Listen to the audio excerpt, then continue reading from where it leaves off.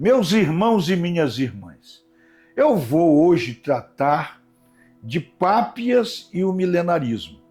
Recentemente, uma pessoa entra no meu privado e me pede que eu faça um vídeo explicando o milenarismo, quem é esse Pápias, enfim. Então, baseado nisso, nós vamos tratar hoje de Pápias, Cerinto, né? Alguns dos primeiros padres da igreja e o milenarismo.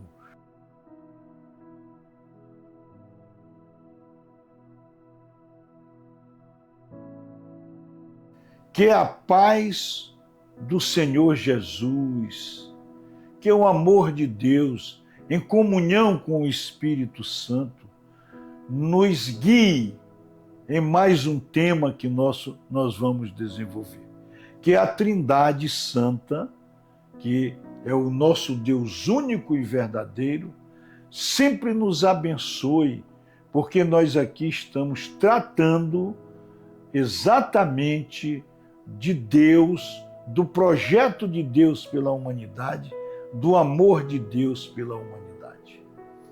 E ao tratar desse tema, que não vamos nos estender muito, nós vamos hoje ver que, e apenas para recapitular, que nos anos 95, 96 do primeiro século, na ilha de Pátimos, o anjo de Deus, dita para João, São João, o apóstolo João, o livro do Apocalipse.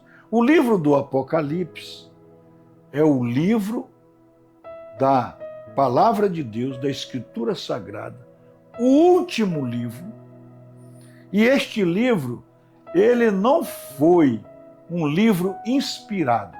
Os livros que compõem a Escritura Sagrada foram livros inspirados por Deus, inspirados pelo Espírito de Deus.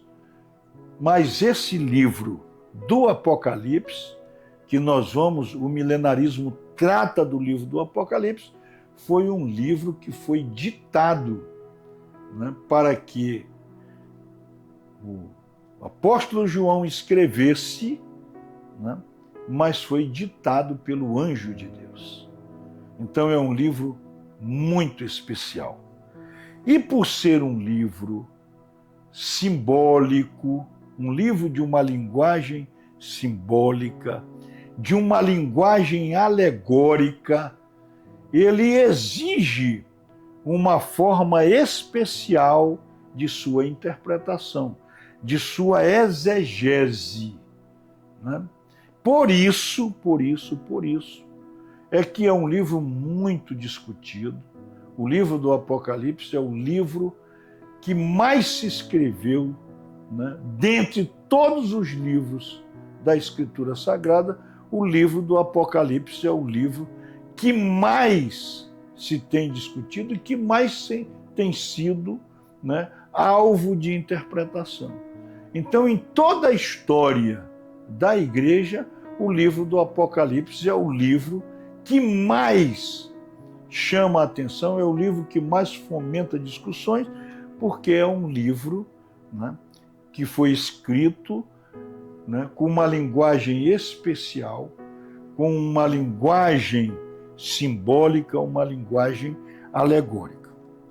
E nós vamos tratar hoje de uma parte do livro do Apocalipse, que é exatamente no capítulo 20, versículo 4, parte final, que é o tema do nosso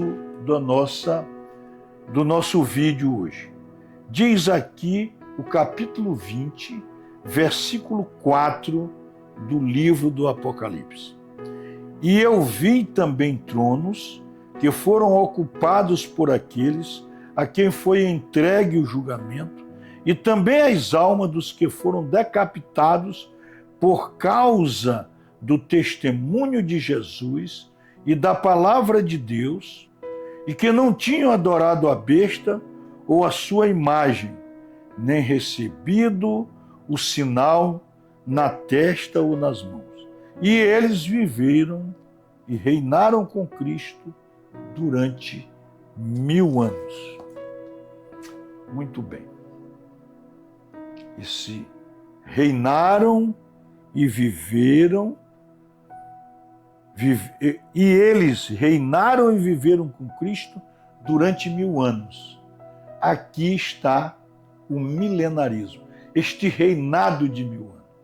Nós vamos ver que, por exemplo, a religião persa, a religião antiga, né, persa, com Zaratustra ou Zoroastro, já havia a pregação de que o Deus de Zoroastro, o Deus de Zaratustra, era um Deus que viria governar na Terra com todo o poder político, militar, não é?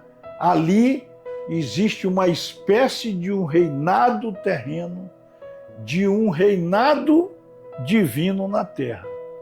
Os judeus também, eles esperam, eles aguardam ainda hoje o reinado do Messias na Terra. Um reinado, né, divino na Terra, com todo o poderio militar, o poderio político, enfim. Um reino que traria a paz eterna para a Terra. Ou seja, um reinado, né, que seria um reinado em que a divindade estabeleceria um reino divino na Terra. Muito bem.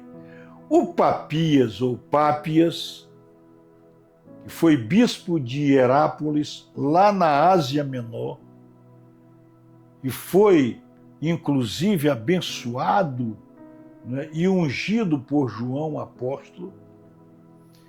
Ele nasceu mais ou menos nos anos 70,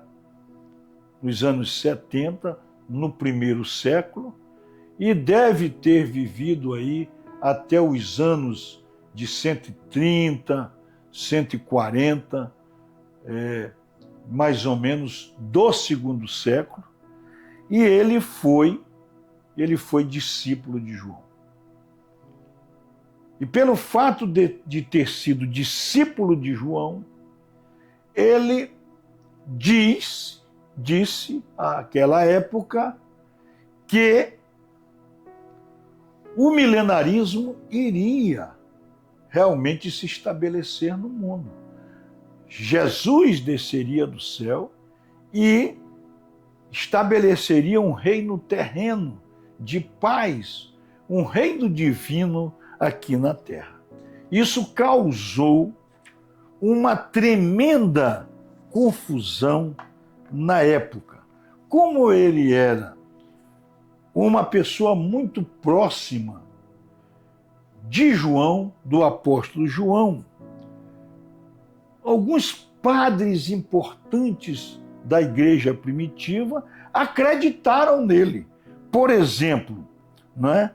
São Justino, São Irineu de Lyon, não é? Tertuliano, Santo Hipólito de Roma, não é? Todos esses santos e esses bispos da igreja da época, que tinham muito prestígio perante a população, eles acreditaram, né, no que dizia Papias, que fez uma interpretação literal do parágrafo, aliás, do capítulo 20, versículo 4 do livro do Apocalipse. Muito bem. E aí se estabeleceu o milenarismo, que foi difundido aí amplamente nos primeiros tempos do cristianismo. Eusébio de Cesareia, que foi como se fosse o pai da história da igreja, o historiador que se preocupou, né, em escrever a história da igreja, e também um padre dos primeiros tempos, né, o Eusébio de Cesareia. Ele não foi contemporâneo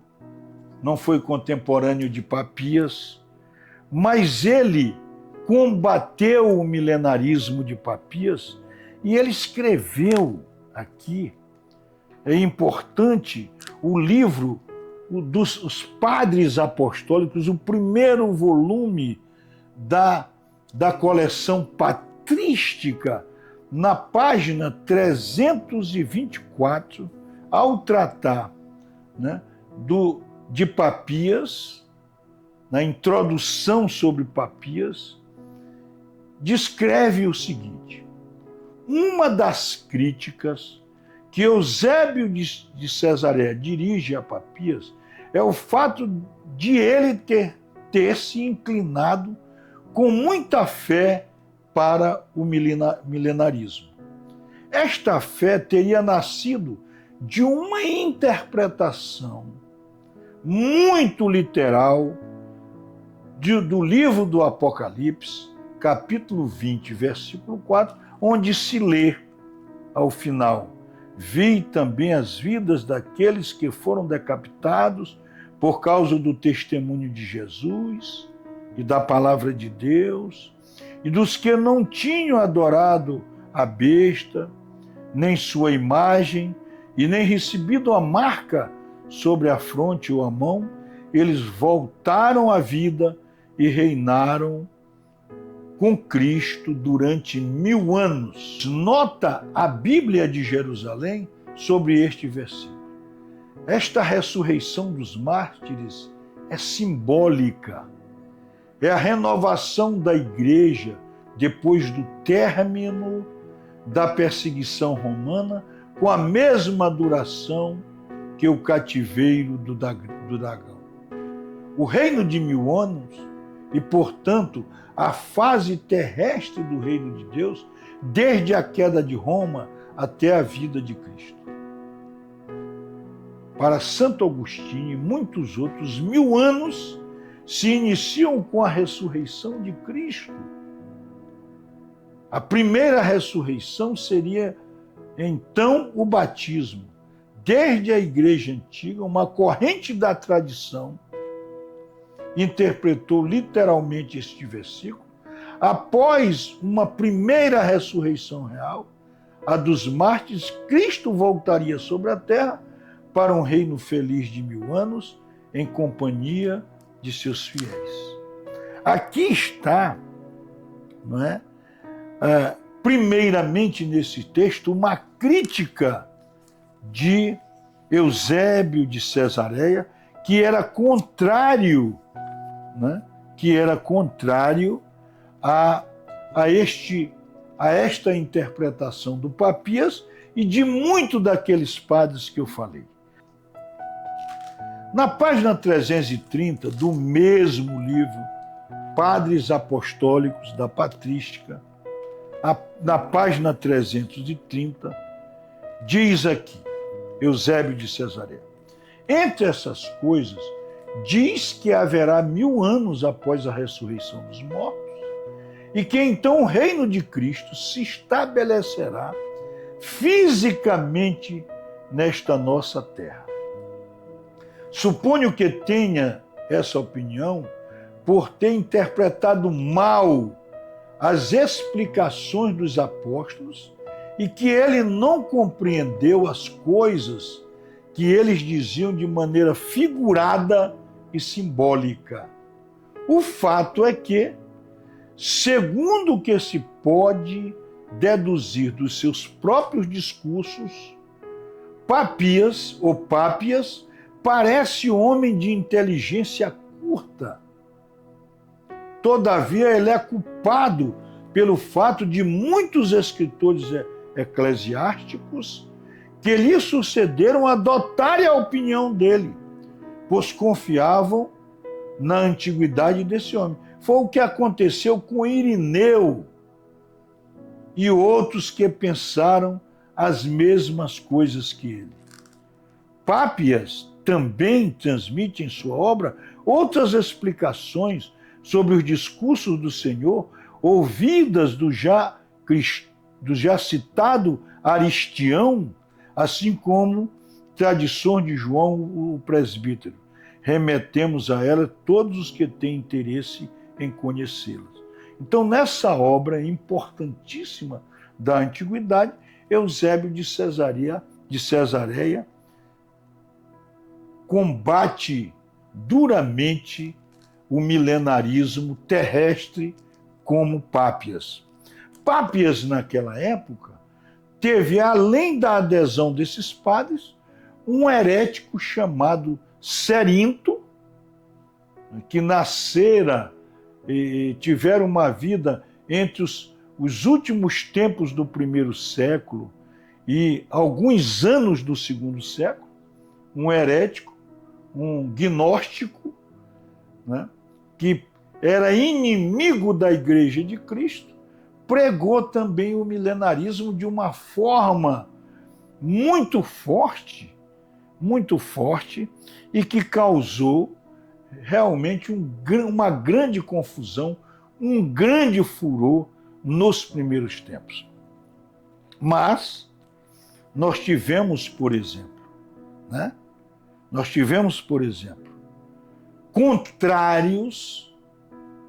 padres contrários ao milenarismo, como pregado por Pápias e Cerinto.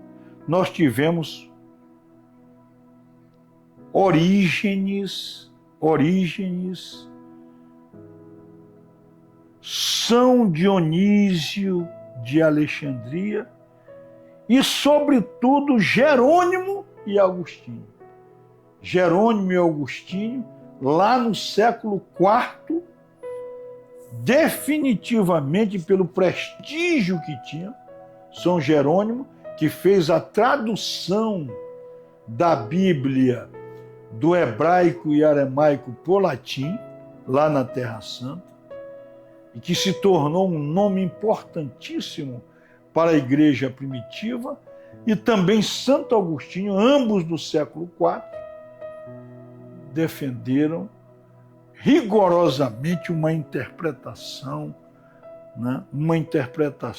diferente do livro do Apocalipse, e dizendo que o milenarismo, como pregado por Pápias, não era um milenarismo verdadeiro. Diz Santo Agostinho que é hoje o que nós cristãos católicos adotamos, que o milenarismo começa com a ressurreição de Jesus Cristo e vai por toda a igreja. É uma linguagem simbólica, não significa que sejam 1000 anos. É a história da Igreja de Cristo no mundo. Isto é o sentido e a melhor interpretação do livro do Apocalipse acerca do que deve ser entendido pelo milenarismo. Meus irmãos e minhas irmãs, o milenarismo verdadeiramente é algo que pode ser considerado uma heresia. A igreja não aceita o milenarismo como fora interpretado por Pápias, não só por não aceitar Dionísio de Roma, nem Eusébio de Cesareia, nem Orígenes, nem Santo Agostinho, nem Jerônimo. Eu vou só dar 2 exemplos marcantes de reação firme da igreja. No quarto concílio de Latrão, em 1215, houve uma deliberação conciliar na época do Papa Inocêncio III, condenando o milenarismo. Inclusive, houve a condenação desta doutrina, né, levantada na época por Joaquim de Fiore, que era um monge cisterciense, né, um monge da igreja, né, que defendia o milenarismo também, mas um milenarismo mitigado, um milenarismo de uma outra forma, em que ele dividia a história do mundo em três épocas.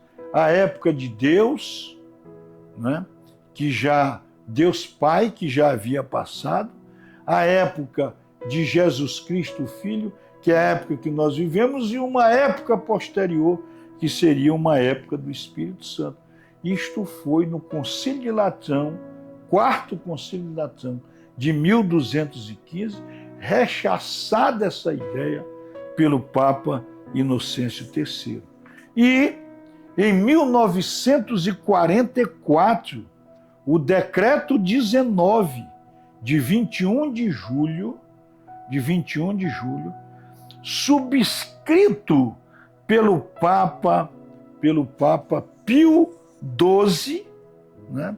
Diz aqui a tradução em português desse decreto original, diz assim: nos últimos tempos, mais de uma vez se perguntou a esta suprema sagrada congregação do Santo Ofício o que se deve pensar do milenarismo mitigado, como pregado por Joaquim de Fiore, como pregado também na Espanha, né? Que ensina que o Cristo Senhor, antes do juízo final, ocorra ou não antes da ressurreição de muitos justos, será visivelmente a esta terra para reinar. Tendo examinado o tema na reunião plenária da quarta-feira, 19 de julho de 44, os eminentíssimos e reverendíssimos senhores cardeais, encarregados de velar pela pureza da fé e dos costumes, depois de ouvir a opinião de seus consultores, decretaram responder: o sistema do milenarismo mitigado não pode ser ensinado sem perigo. No dia seguinte, quinta-feira, 20 do mesmo mês e ano, o Santíssimo Senhor, nosso Pio XII, Papa da Divina Providência, na habitual audiência concedida ao excelentíssimo e reverendíssimo senhor assessor do Santo Ofício, aprovou, confirmou e mandou publicar esta resposta aos eminentíssimos padres. Então, o milenarismo, tal qual fora pregado por pápias, dizendo que Jesus Cristo descerá para reinar no mundo, trazendo um reino, né? Trazendo um reino terrestre, um reino divino na terra, é ressachado, é recusado pela Santa Igreja Católica. Então, todos aqueles que interpretam o livro do Apocalipse à luz da sabedoria da Igreja de Cristo negam a existência desse milenarismo, porque entendem que Jesus virá somente mais uma vez. Jesus já veio para nos trazer a salvação e deixar o Espírito Santo para a nossa santificação. E a próxima vez vem, que é a segunda vez, a última vez, vem para nos julgar, para o juízo final. E esta será né, a sua vinda segunda e última definitivamente. Não haverá uma terceira vinda, como sugere, não é, a exegese, a interpretação do milenarismo.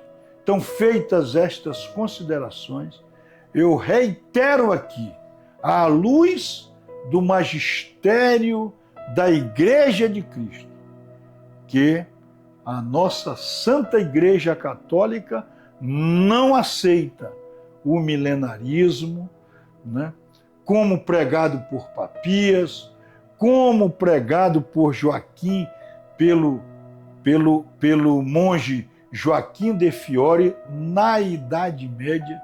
Joaquim de Fiore viveu entre 1135 e 1202, inclusive quando o Concílio de Latrão, o quarto Concílio de Latrão, condenou o milenarismo, ele já havia morrido, mas foi feita esta condenação. Então, e todo e qualquer tipo de milenarismo que tenha por raiz e tenha por interpretação a existência de um reino de Cristo na Terra, não é aceito pela Santa Igreja Católica Apostólica Romana. Meus irmãos e minhas irmãs, que a paz do Senhor Jesus, que o amor de Deus e a luz do Espírito Santo continue nos impulsionar, continue nos motivar para que nós possamos caminhar com Jesus para a Jerusalém celeste. Amém.